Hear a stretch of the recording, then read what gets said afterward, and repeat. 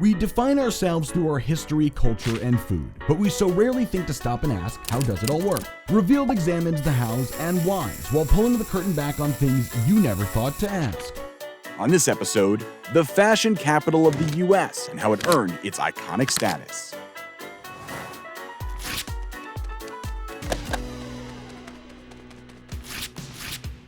I think New York has been always considered the center of American fashion. It really speaks to the culture. It speaks to the speed. It speaks to the excitement. It's like the mecca of fashion and where you can see it. New York is the fashion capital of the United States, a place where style is more than just what you wear, it's a way of life. You see people walking around the street, how everyone has a different character. Not everyone is the same. After I graduate, it's gonna be my full-time job, my own brand. I feel like New York in general is like so acceptable in terms of fashion and like give a chance to new people to come in. While Paris, Milan, and London may claim elegance and tradition, New York thrives on energy, innovation, and the people who built it. Unlike other parts of the world, it was very much founded as an immigrant industry. It's the story of immigrants arriving with nothing but their craftsmanship and ambition.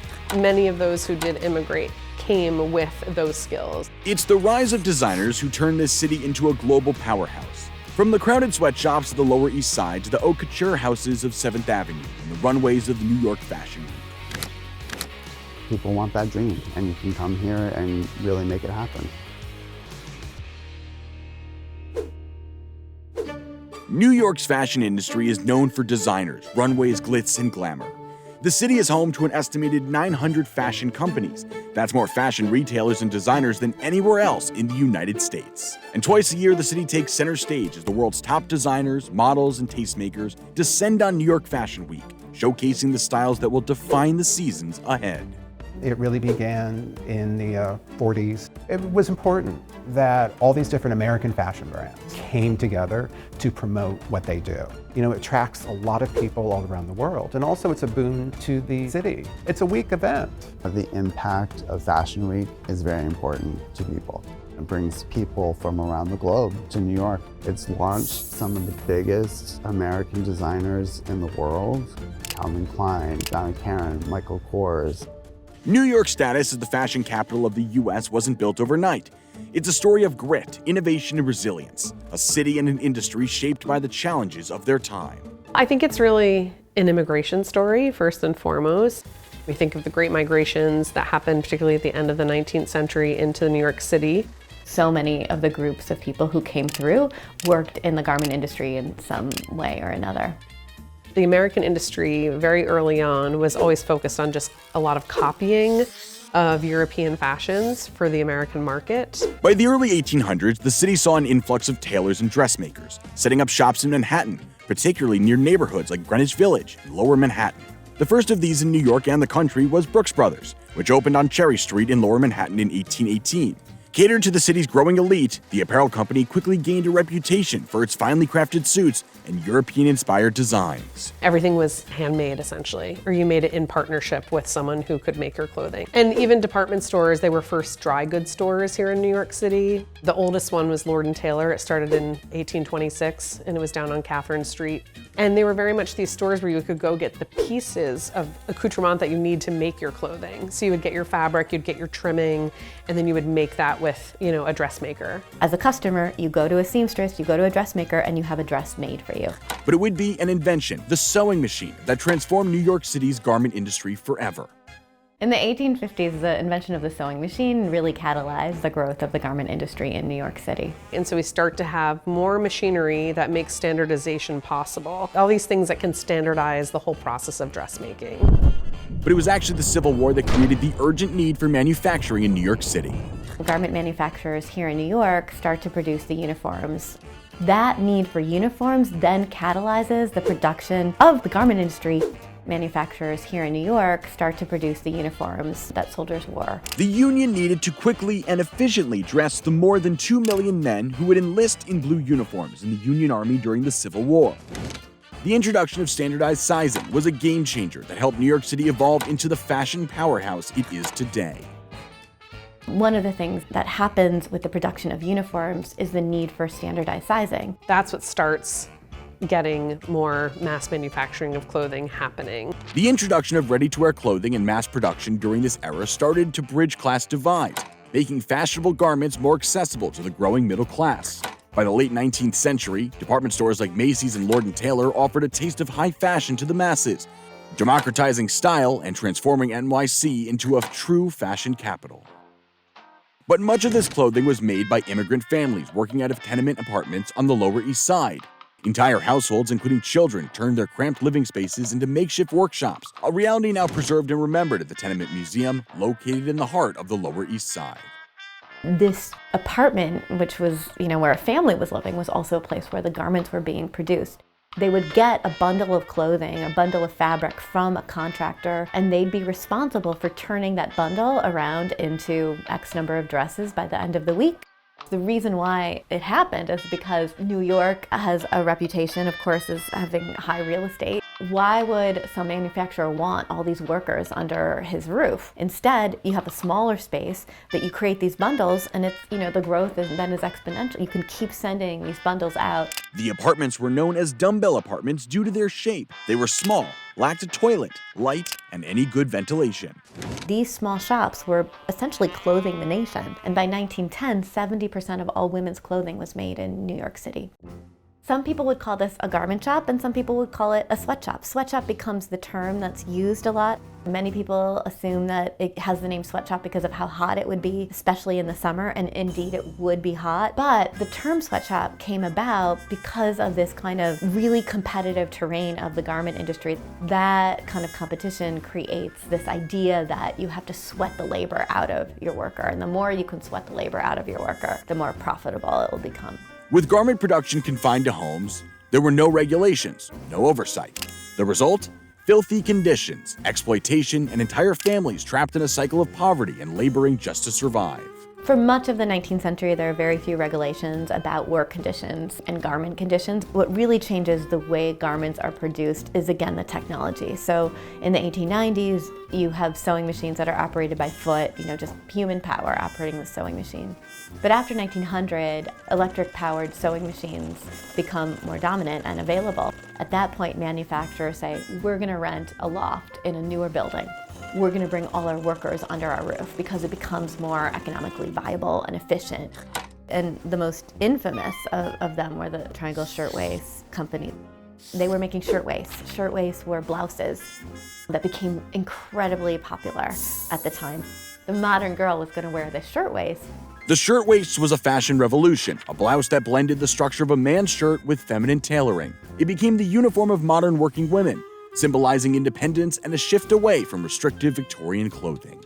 But the shirtwaist and the Triangle Factory would soon become synonymous, not with fashion, but with one of the most devastating workplace tragedies in New York City's history. I am Ariel Vieira, and I run Urbanist, a show on social media about the history and architecture of cities around the world. Back in March 25th, 1911, at 4:40 p.m., someone threw either a cigarette or a flame onto one of the clothing scraps, and the fire broke loose on the 8th floor. It fell, it started a fire, and it spread so quickly because of all the fabric all over. When the fire broke loose, unfortunately, these women couldn't escape because there was only 2 exits for these women to come out of. In total, 146 people died. 123 of those were women, mostly of them Jewish immigrants from Eastern Europe. The investigations that followed revealed shocking negligence. They were searching through the scraps of the debris from the fire, and one of the investigators found that one of the doors were locked. The garment management company did not want the women to leave early or to steal something, so they usually kept those doors locked. The tragedy shocked the nation, sparking outrage and a push for reform. The tragedy was so large that all New Yorkers started to pay attention and said, well, this shouldn't happen in our city. We have here a reproduction of the Yiddish newspaper, the Vorwärts, or the Jewish Daily Forward, March 26, 1911, the day after the fire. And what it says, the headline says, Der Morg ist voll mit unserer Karbanes, like the morgue is filled with our sacrifices, our victims. Along the canopy here, there are the names of all the men and women that were involved in the fire. It's nice to see them paying tribute to this disaster that really changed New York City. As tragic as the Triangle factory fire was, you could say that in its wake, you had some of the most important progressive legislation passed regulating what had not been regulating and literally saving people's lives. But the lessons learned from that tragedy helped create a safer industry, one that would thrive and prosper and employ tens of thousands of workers in the city. Coming up, we uncover the story behind New York's transformation from a garment manufacturing powerhouse to a fashion design mecca. Sometimes I go into a fabric store with designs in mind, but I often let the fabric dictate what I do. I would probably make like a dress or a top out of this. This is our spring 2025 collection. Easy tunic dress that we're going to do, and they're going to be cutting on the table. It is a very special piece that they have in their wardrobe.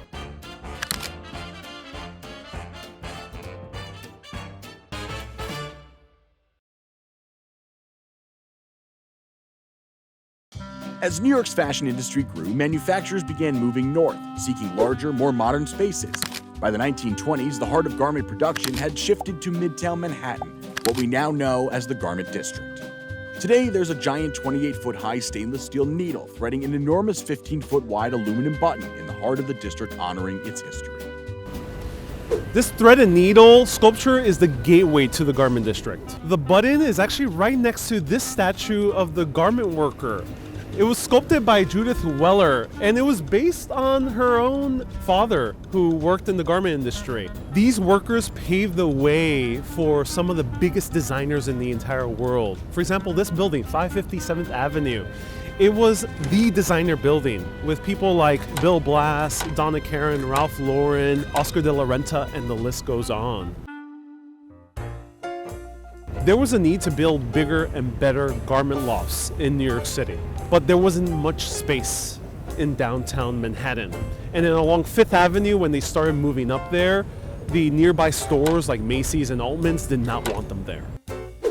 The stretch of Broadway and 6th Avenue from 14th to 23rd Street was known as Ladies' Mile, a hub of grand department stores. To have factories right next door to the kind of the fancy departments wasn't glamorous, right? The department stores want to create an image of glamour. They started a campaign called Shall We Save New York, posted on the New York Times, alerting people of the dangers of having the garment industry right in their backyard. So they decided on this neighborhood, and this neighborhood was one of the worst neighborhoods in all of New York City. It was known as the Tenderloin. What was once a haven for vice and crime along the blocks west of 6th Avenue, stretching from 34th to 42nd Streets, would soon transform into a powerhouse of production, giving rise to New York's iconic garment district. By 1926, it was the fastest growing neighborhood in the city. Multiple garment manufacturers could be here, designing and manufacturing a whole host of different things related to garments. It might be buttons, it might be hats, etc. But mostly it was women's wear and wear for kids. These factories weren't just for production. Ground floors often housed showrooms and shops where buyers could see the latest designs or grab fabrics and trims. New York City was the place to come if you were an aspiring fashion designer, because the infrastructure here was set up for it. Everything else was close by that you needed to run a robust fashion business, from advertising to manufacturing to trimmings to media, and the list goes on. But they wanted to avoid the mistake of the Triangle Waste Company. So they made sure that the buildings were fireproof, had proper ventilation, concrete floors, and steel frames. As factories rose in the garment district, New York's fashion industry expanded, with nearly 11,000 factories operating by 1920. Factory workers transporting racks of clothes on the sidewalk was a common sight. But it wasn't until World War II when the city truly became the world's fashion capital. With Paris under German occupation, New York seized its moment. It really was a whole coordinated effort that started in the 30s to promote a uniquely American design and an American fashion. Mayor LaGuardia, alongside manufacturers and unions, formed the New York Dress Institute to promote the city as a global fashion hub. Labels like New York Creation became symbols of the city's new prominence. The whole point was to get American fashion designers known by name. The recognition was driven by magazines like Vogue and Harper's Bazaar, headquartered right here in New York City, which elevated American designers to household names. But it wasn't just the pages of magazines. Fashion Week, born in 1943 as Press Week, and was the brainchild of Eleanor Lambert, a visionary publicist who saw an opportunity to put American designers in the spotlight. One of those designers who took center stage was Diane von Furstenberg, who in 1974 introduced the wrap dress, a simple, stylish piece designed to be practical and empowering. It made waves at New York Fashion Week, catching on for its flattering fit and versatility. Millions were sold, and it is still a symbol of independence, considered now to be one of fashion's most iconic designs. What made it so special? I think because it was both proper and sexy. You know, Fashion Week has been experimented so many different ways. I would say maybe late 60s, 70s, 80s. I think a lot of fashion brands like Calvin Klein, Perry Ellis, Ralph Lauren and so forth, Donna Karan, they had it in their showrooms. In 1993, Bryant Park became the official home of New York Fashion Week, marked by its iconic tents. All the different fashion brands came and showed in the same place. They used the same runway. They made the public pay attention. They knew it was happening. Over the years, New York Fashion Week has launched icons like Ralph Lauren, Betsy Johnson, and Tommy Hilfiger, making them household names. In 2010, Fashion Week bid farewell to its iconic Bryant Park tents, signaling the end of an era. From that moment on, the city became the runway, with shows taking place in venues as unique as the Russian Tea Room, the top of the World Trade Center, the New York Public Library, and even a Staten Island ferry. Today, New York continues to set the stage for innovation, with designers blending tradition and modernity to shape the future of global fashion. Those designers often find inspiration in one of the many Garment District fabric stores. Sometimes I go into a fabric store with designs in mind, but I often let the fabric dictate what I do. I would probably make like a dress or a top out of this. This is a beautiful silk charmeuse. It's very happy. Be happy for spring, right? Ed Gusky is a designer who represents what has been a long-standing tradition in the Garment District, being able to grab all of what you need to design the perfect outfit, all in a few blocks radius. So Bambi helps me cut and pick fabrics all the time. Then I will take it back to the workroom. We contract out a workroom on 35th Street, so it's all made in New York City. I do sketch, we make up, a sample, and then we make up the final product. We're bringing the product directly to the consumer. It's by word of mouth, it's really getting out there. This is something we've built over the years. This really does become kind of a one-of-a-kind for this client. Nobody else will have it. It is a very special piece that they would have in their wardrobe.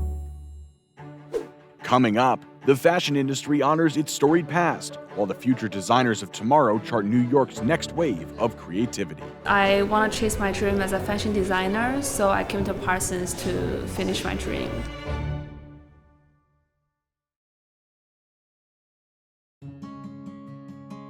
Once the center of the U.S. fashion industry, New York's Garment District has faced rising costs, global outsourcing, and evolving trends that have shrunk its once vast footprint. The number of apparel manufacturing jobs in the district has shrunk from 25,000 in 1987 to less than 3,000 as of 2020. It's really shrunk.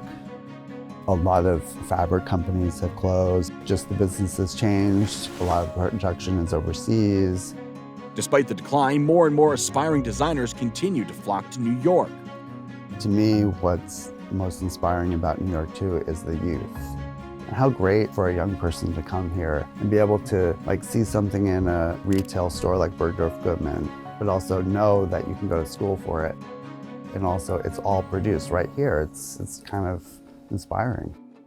Home to some of the world's top fashion schools, including the New School, the Fashion Institute of Technology, Pratt and Parsons School of Design, New York City remains a hub for aspiring designers. It's always had a lot of the leading thinkers and designers who've come here and to teach here. Donna Karan, Marc Jacobs, Alexander Wang, and Anna Sui are just a few of the famous alumni from Parsons, which was founded in 1896. Fashion students at schools like Parsons aren't just chasing trends. They're tapping into the same energy that brought immigrants to New York's Garment District over 100 years ago. You look great. Parsons really taught me how to look at design in a very multifaceted way. I love New York, love the energy, love the people, can't get it anywhere else. I want to chase my dream as a fashion designer, so I came to Parsons to finish my dream. You feel more welcomed than any other places you go to. My goal is to design for underrepresented groups like myself. I actually had a really good opportunity to sort of like work with few of Parsons fashion designers this New York Fashion Week, and I walked for a few, so it was great. Here, fashion isn't just about looking good, it's about resilience, reinvention, and making your mark. There's 3 other major fashion capitals in the world: Milan, Paris, and London. But New York is the one that's most focused on innovation, but also the mass market. Here in New York is where you can take a piece of clothing and really bring it to the rest of the world, like Calvin Klein did with jeans, like Claire McCardell did with women's sportswear. Listen, we all know New York's not easy, but for someone who wants to be in the design business, everything is right here for you. It's just a melding of so many ideas, technologies, design concepts, and I think that makes it really unique. This is like the place where dreams come true. New York's fashion legacy is built on more than just its history. It's the constant evolution, the blending of cultures, and the collision of creativity that keep it alive.